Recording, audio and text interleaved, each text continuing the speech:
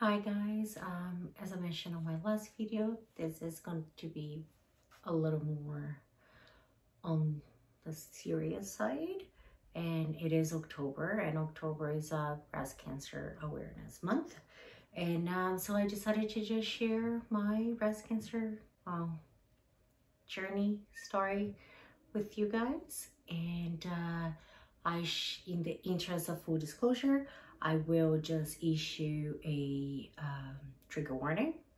So I'll be talking about potentially triggering topics such as cancer, chemotherapy, death, and anything in between. So if you feel that this is like a topic that might trigger you in any way, shape, or form, please feel free to just skip this video altogether, or you can skip to this time, and that's when I'll just I'll share some tips of things that has helped me get through it, as well as if you do know someone who's going through health treatment, whether it's cancer or something else, and you don't know what you can do to help, I'll also be sharing you some suggestions at that time point.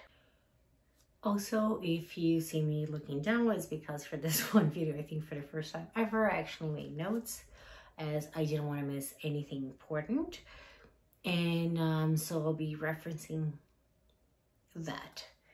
So the first thing I want to start with is my story. How did I find out? I do live in Canada, and our health system is far from being the worst in the whole entire world. I appreciate that you get treatment for free, but it has its limitation, preventive care being the main one. Therefore, every time I go to Brazil, where I'm from, the first 3 days that I'm there, each and every time I go, I take care of my health by doing some preventive care. So backpedaling just a little bit, because this is going to be really important moving forward. In 2018, I was in school and I was on my last placement in early childhood education when I got a call in the morning saying that my dad had passed away. That was really hard for me. I was alone by myself here in Canada. Well, by myself, I mean with no family or anything, and I couldn't be there, and I was at the point in my life really close with my dad.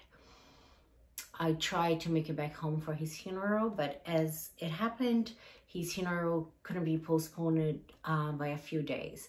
So I've decided at the time that I would continue with my placement, because that's something that would have made him proud, but also that instead of going back home as soon as I graduated, I would wait to go in December and give myself 5 to 7 weeks so I can process his death and deal with that. Not the healthiest approach, but it was everything I could do. So I booked myself my flight to go back home in December, because my dad had passed away and I couldn't make it to his funeral. Keep that in mind. So here I am in Brazil. I got there the last week of November, and my first few days was just my preventive care. I saw my gynecologist, which is usually the only person I do see, and that's what I start with. But at the point, because my dad had no previous history and just died of a heart attack, I decided to see a cardiologist as well. So like it took 5 days for me to see all those doctors, and then on a routine sonogram, because the gynecologist always prescribed a breast sonogram, you know, a sonogram of my female anatomy parts to make sure everything is going fine. And first kicker, I was diagnosed with endometriosis, but that's a separate thing. when in Brazil, unlike in Canada, it is a medical doctor who performs the sonogram. And this doctor was doing a sonogram on my breast, and all of a sudden she just froze. And she said, you know what, I don't really want to scare you, but I really don't like what I saw. I know you're here on vacation. And instead of waiting 2 weeks to go see a gynecologist, she just picked up the phone. They were in the same center, and asked my doctor if she could just see me, because it was of the utmost importance at the time. And I think that's what they said, that you go for a mammogram and you see a mastologist right away. Okay, here I am, not knowing what you think. And I was like, oh my God. And then I just see my doctor. She agrees with it because she was rushed the results of the sonogram, and just to be safe. And then she places a phone call to make sure that they can see me that day at the mastologist clinic. There was only one doctor available on that day, and at that point we just needed to see a mastologist so he can give me their opinion and prescribed a mammogram, just to be sure. He goes in there and he says that based on a sonogram, it might be nothing. There was a 15% chance at that point there was nothing, but it looked like it was more on the solid and the liquid side of the lumps they could see. And mind you, even though with imaging they could see it, it was still you couldn't feel it. So even my self-care exam was not pointing that out because, you know, again, too much information. But that freaking tumor was hiding right behind my nipple, right in the middle of the breast, right behind the nipple, and it was like just small enough that we couldn't feel what it is. But so he said, just to be safe, he prescribed a thin needle biopsy and a mammogram. And at the point, I just called everyone that I could, and I booked those exams. I do want to say that all the doctors that I found at the time, even the mastologist that I ended up with, and all the labs, they were so understanding and so humane, and I appreciate that so very much. They knew I was on vacation. So everybody actually rushed the results because nobody wanted me to come back to Canada not knowing what was going on, knowing, you know, the Canadian health system does have a reputation around the world. Anyway, so here I am, long story short, on the day after my surgery, right before I left the hospital, the rush results of my thin needle biopsy had come out. And sorry if sometimes I get teary. I'm fine. It's just some of the things just bring emotions, and I'm the kind of person that I want emotional. It doesn't matter what emotion it is, I cry. So if I cry, I'm sorry. I hope it doesn't make you uncomfortable. But I was with my mom at the time and one of my best friends, Luciana, who's also a doctor. And I just handed her the results and I asked her to read it. And at a point, everybody was trying to tell me, you know, everything was going to be okay and it was nothing, things like that. And from that first moment, when I was doing the sonogram, I knew it was cancer. I just needed to know how bad it was. But so I just looked at my friend. I was like, yeah, it is, right? And she said, yeah, it was. Thankfully, the doctors rushed things for me. And I had this wonderful mastologist who was ready to operate me right then and there. Everybody was trying to tell me, don't go back to Canada. But I did come back to Canada. And I'll tell you exactly why. Because first of all,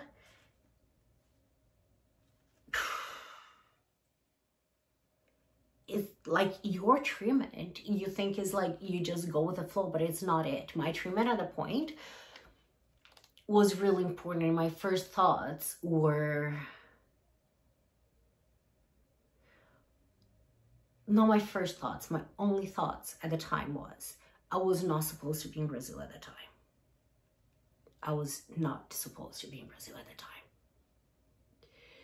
time. And I was only there because my dad died. Sorry, that always gets me. I was only there because my dad died. So it felt at the time that I owed it to him to be strong because he gave his life so I can have what? Oh, Jesus. I even put makeup on so I wouldn't cry. But anyway, it felt that he gave his life so I could have mine, and how can I give up? I'm not really over. And the second thought in my mind was my son at the time was 7 years old. I love his dad to death. And I can just justify it, say as I'm control freak, but it isn't. I also love my son more than anything in the world. And as a mother, the only thing I want in life before I die is to know that my son is happy. At 7 years old, so many can happen in his life. I don't feel ready to die because, you know, I want to make sure that he's happy. Like once he's happy, I don't care. But you know what? At that time, I decided I needed at least another 20 minutes at the very least to achieve those goals. So giving up was not a choice. But then I was conflicted because I had a doctor waiting to operate on me. I had a treatment plan that was laid out in the most humane way possible. But then my life was in Canada and my son was back in Canada. And what do I do now? Do I have a treatment in Canada when it's just me, basically me, my son, and his dad? And then I'll have no support for me and I won't be able to support them. Or do I come back to Brazil where, you know, I have a more comprehensive care, but leave my son behind so both him and his dad can support each other, because it's going to be hard for them too. And I remove myself from the equation so I can heal. It wasn't an easy decision. I came back to Canada and decided to see the doctors. That was horrible. Because first of all, they decided not to accept the results. I was literally told that if the results had been from like the UK or maybe even the US, they would accept it. But you know, they can't trust the imaging from Brazil. Seriously, people, those were imaging.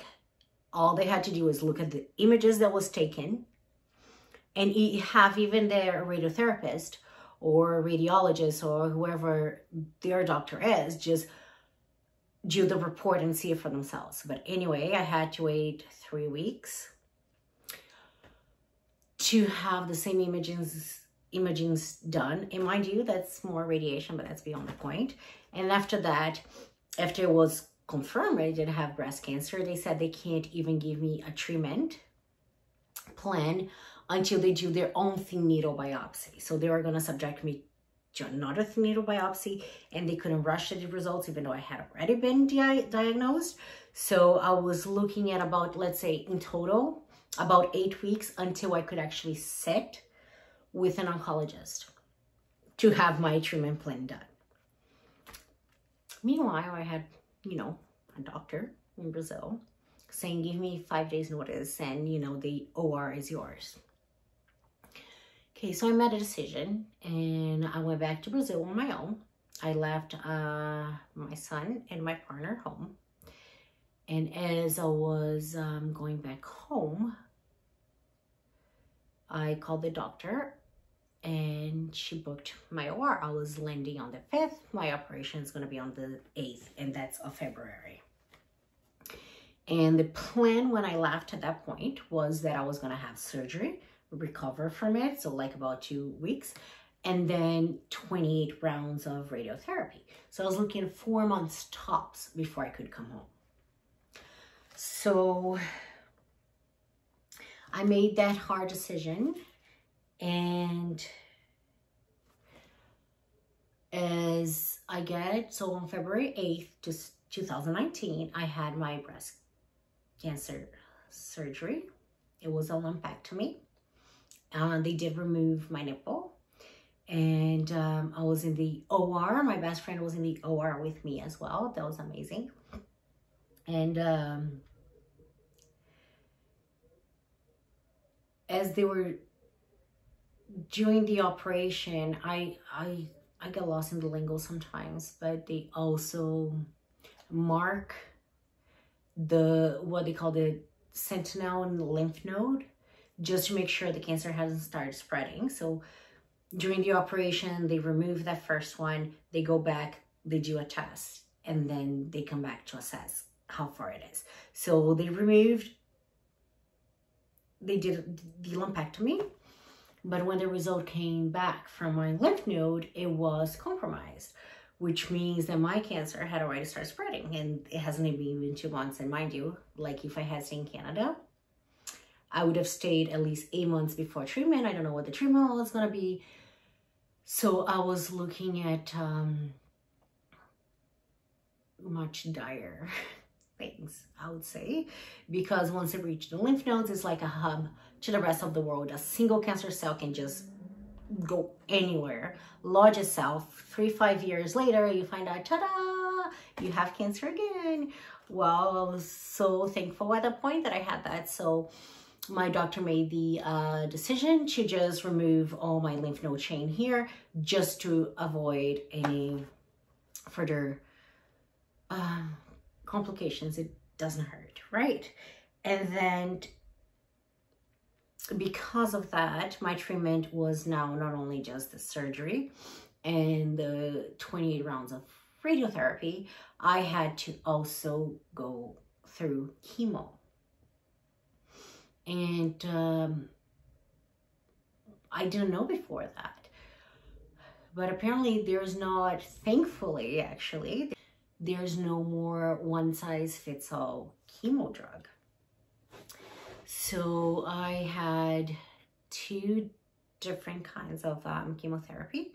The first one was, I'll just refer to them as like red, which is much harsher, and white chemo. So I had 4 rounds of the red chemo, and they were supposed to be 3 weeks apart, and 12 rounds of the white chemo, which was like a weekly treatment. The red chemo was supposed to be 3 weeks apart, but I talked to my doctor, like at that point, I think it was one of the first moments, like I lost it, because all of a sudden, instead of like seeing my son in 4 months, I'm looking at another 4 months. It's like, no, I just want to see my son. This is not possible, because in my head, I was going to be home with him in the summer, and we were going to recoup all this distance and time that was spent away. And I just lost it at the time. And I talked to my doctor and I said, can we fast track this? And at the time she said, well, medically, this red chemo can be given every 2 weeks. 14 days is the minimum amount of time the body needs to recover from the drug before it's injected with it again. But most people's body don't take it. So we agreed that I was going to try to do it every 2 weeks. And if at any point my body was suffering from it, then we would have to go to the 3 weeks. Thankfully, my body at the time behaved, and I did do that every 2 weeks. And after that, I had 12 rounds of the white chemo. And so that was my treatment before radio. That came after radio. I did see my radiotherapist in the middle, like in the second half of the white chemo treatments. But I was told that now it's just protocol, that we do have to wait for one treatment to be done before you do another. And they just didn't want to push all that in my body. Fine. I'm heading like, no, another 2 months before I see my son, but at least I'm taking care of myself. And my body was doing well. And then during my chemo, which was the first part, like, again, I just want to reinforce, I had the most amazing team everywhere I went. And sometimes I think that you get back the energy you give away, or I don't know, but I don't know who gave the energy first, if it was them or me, or if it was just what it is, but I'm beyond thankful to all of them. But after my second treatment with the red chemo, so a month into my treatment, my hair started falling. And at the time, it was just falling slowly. And I just remember feeling that, like that feeling in this, like for the first time in my life, I couldn't even think about how I was going to react. I thought I was going to react so poorly. And, but there was nothing I could do. My hair was falling. And then I remember finally getting to what I call the Gollum stage. That was not nice at all. It was like I had like a puff of hair here, a puff of hair there. And at that point, it was just like, I just cannot deal with it. I know everything is going to fall. So that's when I shaved my head. And when I shaved my head, I didn't even want to look in the mirror. Like I was facing away from the mirror when I did my hair. And I cannot explain how I felt the moment that I turned around and I looked into the mirror and I saw myself with my bald head. I know it sounds stupid. I thought at that point that my hair was one of my hair and my breasts, right? Were two things that defined me. I had one butchered and now I just lost the other one. But when I looked at myself in the mirror at that moment, I still saw myself. And I can't explain how liberating it was. I mean, don't get me wrong, I want my hair to get long again, but how liberating it was to look at myself in the mirror and see that regardless of anything that has happened, I am still myself. What makes me me, it was still there. It was behind my eyes, it was in my heart, it was in my mind, it's in my actions. And I've never felt more empowered in my whole entire life. And I think part of it is because I have an amazing support system. And I have spent a lot of time in my life growing up thinking that I didn't fit in, but coming to terms that I am who I am. And I not always thought that who I was a good person, but it is the only person I can be. So I remember looking in the mirror and seeing that I was still me. And even though I went for a wig that I never wore, but I decided to have one just in case when I came back to work, if kids was scared, I could use that. But at the time, I just decided to be me. So I was just literally with my bald head, just rocking it at the awkward growing stage. It is what it is. It didn't bother me. I didn't feel any differently. So I didn't have any really side effects from the chemotherapy, other than towards the end, the night after each treatment, I got a little bit of a heartburn, and my hair fell, obviously. But I didn't have reactions. I was still happy. I mean, being away from my son made me sad. And I didn't have any issues at all with losing part of my breast or my whole hair. With that came shame. Because when you wait in when you are in the waiting rooms, waiting for your treatment, things like that, everybody processes this darn disease in a different way. And I was ashamed. I was ashamed that my treatment was going so well. I was ashamed that I was so confident in myself. I was ashamed that I was actually happy through all of this and that I could see the positive in life. Because so many people don't. I felt at the time that it's like I'm rubbing it in on someone else's face that have it worse at the time. And it was conflicting. So I found myself sometimes when someone was asking about my treatment, playing it down because, again, I didn't want to feel like I was rubbing it in. But I was also myself, I was like rocking my hair and I was wearing, masks only when I needed to. And I remember someone actually came to me once and she said, you know what, I need to talk to you. I was like, okay, well, have I done now? I've been here and, we were coming back for the treatments around the same day. And she said that she kept watching me and how good I was, how happy I seemed, and she thought that it was inspiring that I wasn't wearing anything on my hair. She was wearing a scarf at the time, and she got empowered to be bald. And that was the best compliment I could have, because here I am not trying to influencing anyone and just be myself. And just by being myself, it was like just normalizing something that should be normal. But I was happy that I could help her in the way, and I had very proud moments, actually. I didn't deal with it all the best of the possibilities, especially in the beginning when I was waiting for everything, and it was so raw to be away from my son, and so raw to go through this. I yelled at my mom quite a few times because she wasn't supporting me the way that I wanted to support, but again, I had never told her that, how I wanted to be supported, right? And sometimes I think it was just misplacing some of my frustration. At one point, she got the results of one of the exams I did. They do a biopsy on your tumor after they come out, just to know exactly the nature, the chemistry of your cancer. So she got that, and I was so angry at her at the moment. I remember just yelling at her. She had no right. I felt like she went behind my back.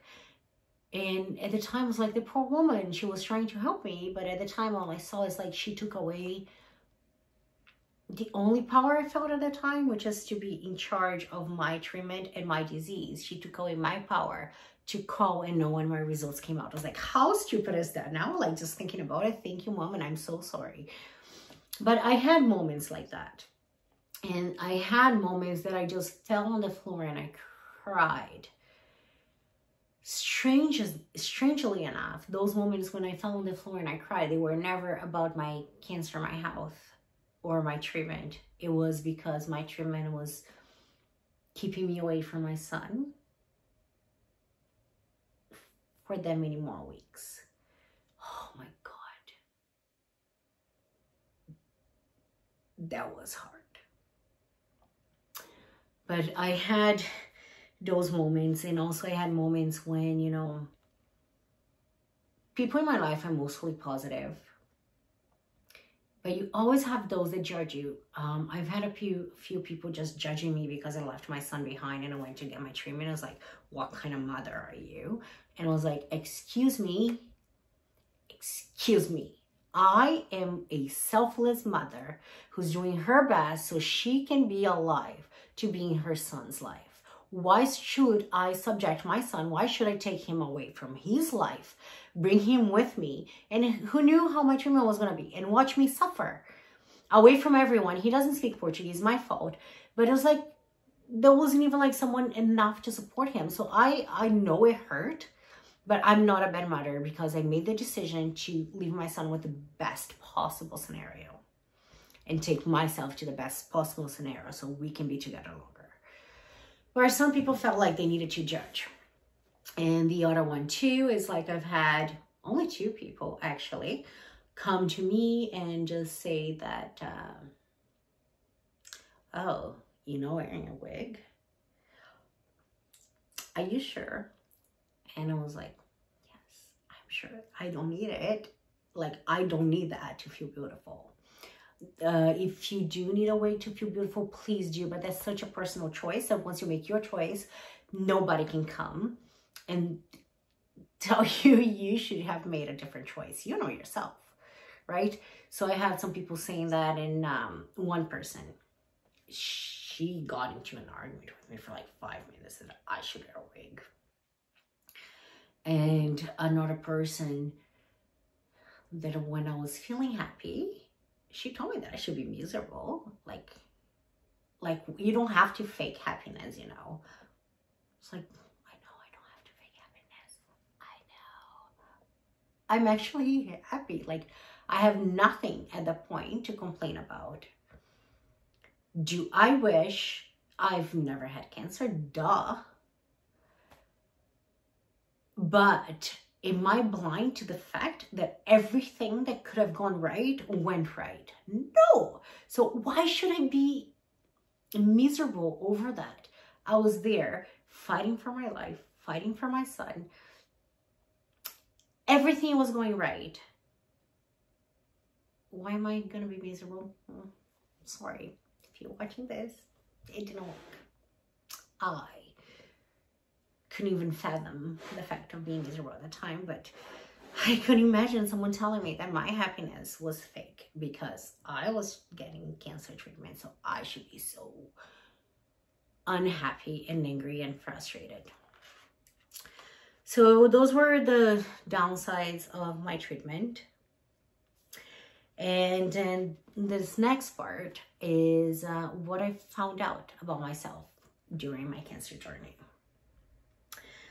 I found out who my friends are, and I'm incredibly thankful to them. I found out that growing up and in my life leading up to this moment, I was a good person. Because, you know, what they say, you reap what you sow, is true. And I am humbled by the amount of support I had and how my 5 best friends and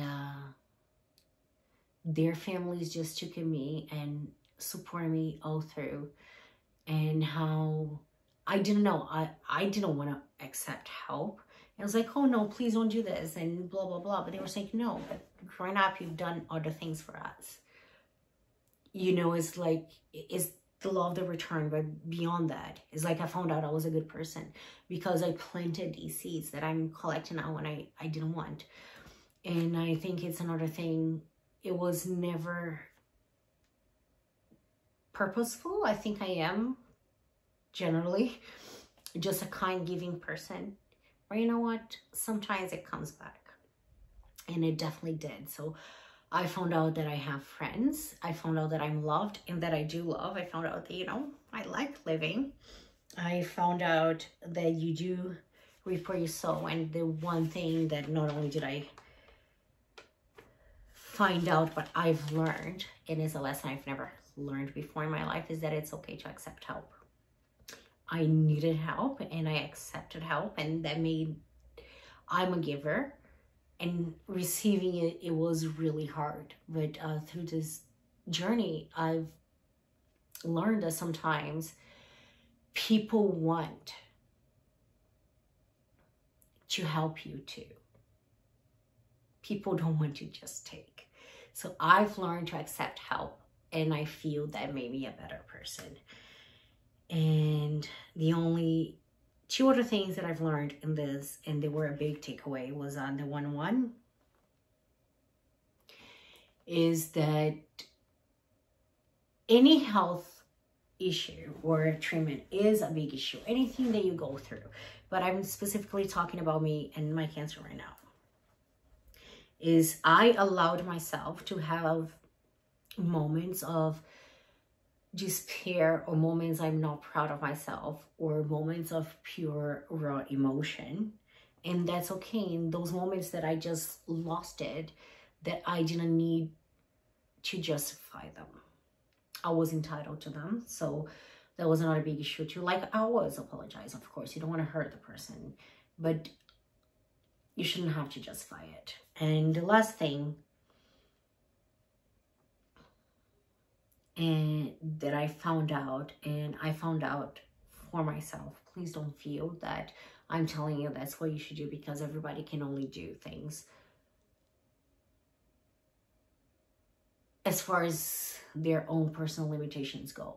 But I found out that my cancer and my treatment is not just about me, and it affects other too. And there was such, I mean, I'm repeating the word, but there was such a humbling moment when, you know what, here I am, and just because I was happy, it doesn't mean that everybody around me was. My mom was worried about losing her daughter.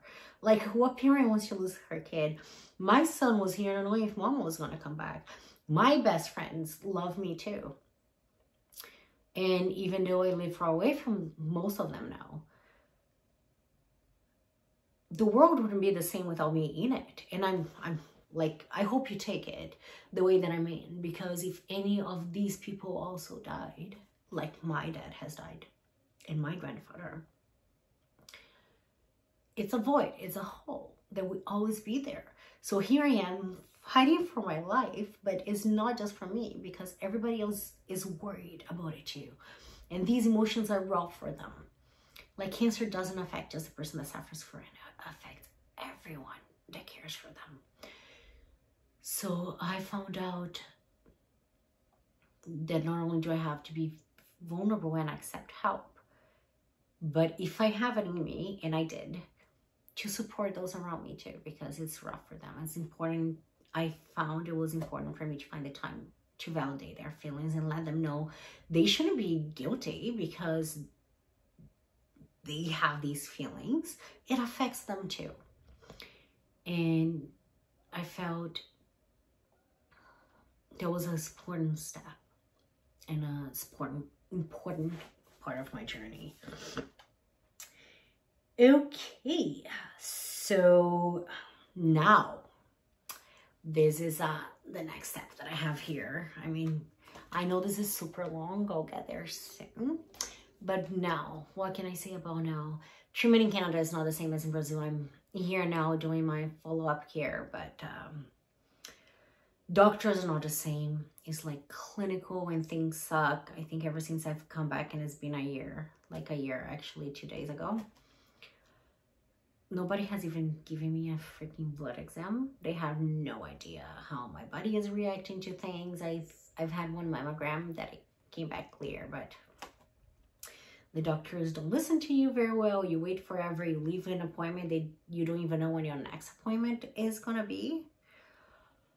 So that sucks. Can't wait to go to Brazil. But with COVID, who knows when that's gonna be. But I just wanna have like another battery of exams and have it done with. And so my treatment now is I take tamoxifen every day for at least 5 years, maybe 10. And I am on an injection. The brand name is called Zoladex, and is basically chemically inducing my menopause, because it so happened my cancer had to be hormone positive for both estrogen and progesterone at the 98-97%. So hormones are quite dangerous for me. Having hormones in my body and because I had cancer so young, it means that odds of me getting cancer again are higher. So we are blocking the hormones and at least trying to nip that in the bud. I don't like the Zoladex anymore, so I'm in the process of having either my ovaries removed or a hysterectomy, but this is a story for next time. But yeah, I can't have any more hormones in my body, and at this age I'm going through menopause, but I'm alive. That being said, one thing that is always on the back of my mind, and I still stay positive through it all, but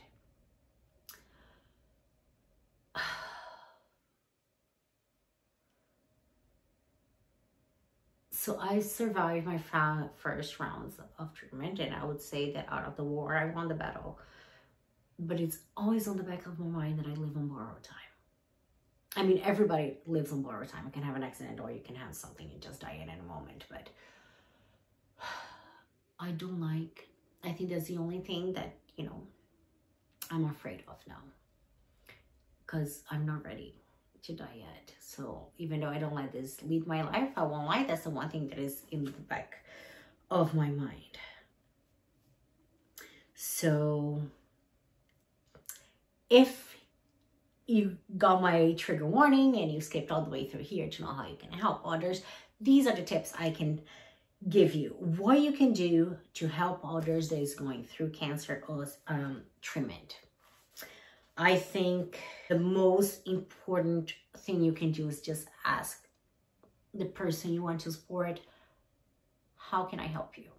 Because everybody is going to go through it in a different way. And what one person needs is not what another one needs. For example, I see a lot of people shaving their heads, in support of someone who's going through chemotherapy. But for me, that wouldn't have made any impact because losing my hair was not that big deal for me. But if you know someone who's afraid to lose their hair and that is causing them anxiety, maybe if you want to show support by shaving your head, it would be a good thing to test them first, because you might be triggering something that you weren't thinking about. And I know everybody's go-to is donation. And if you are going to make a monetary donation, I recommend that you actually give it to volunteer programs or people that are there on the day-to-day running things to make treatment easier for people going through. Not research. Research is important. There's a lot of people giving money away to research, but if you want to help now and you can only contribute with monetary donation, donate to daily operations of services that make people's life easier, like peer support groups, or the volunteers that come in and when people are going through chemo bring the snacks in. Or another thing you can donate is like scarves. There are like centers, everybody accepts donations of that because, like I said, there's a lot of people that are not okay with losing their hair. And by donating scarves, you can make them feel beautiful. And it doesn't take a lot of effort either.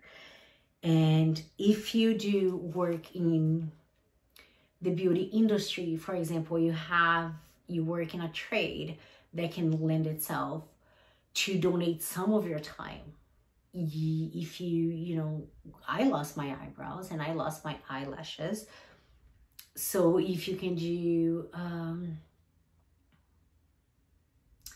permanent makeup or permanent eyebrows, or if you can make like a wig and donate or things like that. If you have it in you to donate something, you might not be able to reach a lot of people, but I guarantee you that those people that you do reach will make a big difference for them. And that's not something that, you might not be making money if you're giving away, your trade for free for an hour, but it's not like you losing money either. And like I said, this is a great way to help. And I think the only other thing that I have here is the most important thing you can do if someone you know and love is going through this kind of journey or treatment. Don't make it about you. You are more than entitled to suffer from it too and search support for yourself. But please do not make it about you. Don't get someone else's story and spin it so you can get attention. Don't post on social media, please pray for this person, they're going through chemotherapy or blah, blah, blah, without asking them first. Because you know what? It might be a private issue for them. So you are allowed to search support for yourself if you need support, to support someone else and if it affects you as well. But please don't share the story and don't make it about you. That's the most important thing you can do, because you have no idea how damaging that can be if someone is already vulnerable and fragile at that time. And this is the last things I'll have to say. This is already super long. But on the other hand, if you're going through cancer or treatments and things like that, some things that I found that helped me go through it, and these are things that I want to share with you. The most important thing, it is not your fault. Cancer and diseases happen. Everybody carries that cross. Don't think for a second that there's anything you could have done in your life that could have prevented that. There are some health style choices, but beyond that, do not blame yourself. It happens to you. It is at the moment. The only thing at that point that you can choose, or that I have chosen to take responsibility for, was my treatment, my life changes, and my choices from the moment forward. like, why am I going to waste my time trying to think about 5 years ago, what have I done that maybe caused this, or I was such a horrible person that I deserve cancer? No, I was not a horrible person. You are not a horrible person. It's not your fault. It happens. Everybody has things happen to them, and maybe this is the one that happened to you. The next thing, like I said, it was a humbling moment. This is not just about you. You might be so anxious and frustrated and depressed and in despair, and you might not see it. So if you don't feel guilty. But if you can see it, just realize that other people are being affected about it as well. It's not just you, and you might be taking the brunt of it, but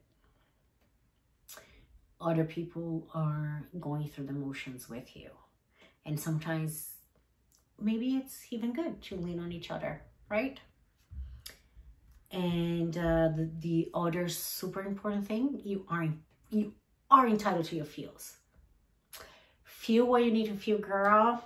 If you feel bad, if you feel sad, you don't have to hide anything. If you feel shame, just talk it out. But don't let anyone say that you should feel a certain way, because only you know in that one moment how you're feeling, right? Like, there has been days that I went through more feelings and seasons in one day in Canada, and that's saying a lot. And accept help. Accepting help is so hard. But if you can train yourself to accept help, this is going to be a bit easier, I guarantee you.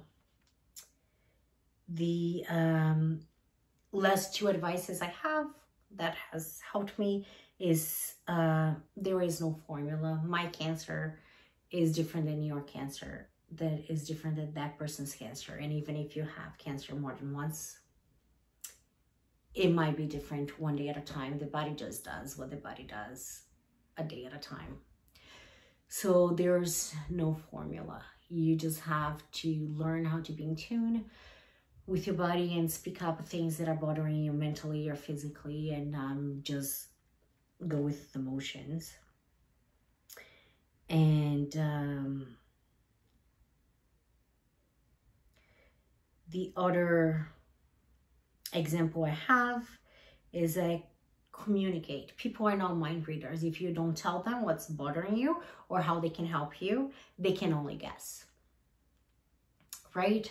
So if they can only guess, then you can't complain about it not being. You have to think it for yourself and just tell people, I'm going through these emotions, but communicate. Let people know what you need. Ask and you shall receive, right? Going back just a little bit, in the accepting help, one thing that I've learned is that you accept help, however help comes as well, right? I might not be a religious person, but I've prayed with people that were praying for me, and I respected that's how they can contribute. So don't be too picky when the help comes either, right? Everybody's doing their best to make this as easy as possible for you. And there's nothing you can't do. Think about it, and you might not be in charge of everything, but of what you're in charge of, just go for it. Don't let yourself be defeated. Even if what you can do is not good enough, own what you can do, because it matters. And the last thing I have to say is just shout out to the Brazilian health system, because even the treatments that are free through the public health, it's amazing. Let's say in Canada, you get, the surgery and the chemo and the radio for free. Everything else you have to pay out of pocket. In Brazil, as part of a comprehensive cancer treatment, I was entitled to those three things. Physiotherapy. I had access to a nutritionist, to a mental health professional. And there has been people that, for example, had cancer in their head or in their mouth area. They also have access to free dentists and speech therapists.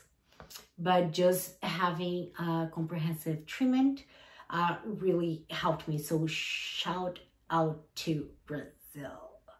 Oh, and I forgot to say that part of the treatment there as well, they give you the medication for free. Like, so this medication that I take now for 5 years, I receive it for free through Brazil because it's part of my treatment. And in here, I do have to pay, even though it's not that expensive. And the other thing is, because I had breast surgery, I can go back for breast implants or reconstructive surgery for free as well, because that's also part of the treatment, which is not something that you get in Canada. So I just want to say Brazil has a lot of bad things, but you know, the health system is pretty up there, even the free one. So that's it, guys. This is super long video. I'm really sorry about that. But this has been my journey. On a lighter side, I'll think of something fun for my next video. And until then, be the hummingbird.